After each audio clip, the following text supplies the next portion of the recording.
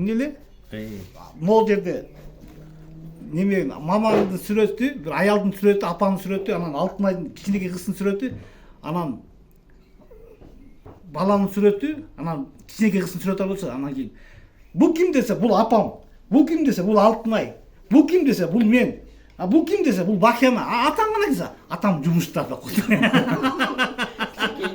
Билесиз жеге? Унутуп койдусузбу? Унутуп койдур. Анан кийин жанагы күн болот Досунбаевдин киносу бар болчу. Неме? Махаббат дастаны. Махаббат дастанында неменин киносу да. Ким эле?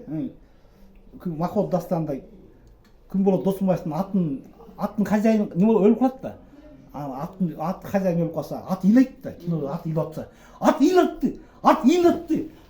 ыйлатты деп бул капталып жана койчу. Билесизби?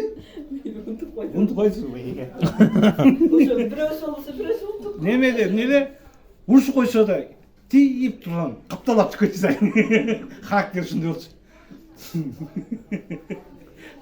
Характер ушундай болчу. Жай менен кымызда жүрүп, тайнеси кечке бастырам дейт да баягы. Басып кетти. Жаңы басып жүргөндө 1 жаш 1 айда баягы улам жолук менен берден бүтүп бастырат, тайнеси менен басып келсинчи деп айтты. Жол басып, тип көтөрүп койсо басып. Ошентип бастырат. Анан бул баскан жок да, бир күнү Көксайга жеткизип келип кетишти.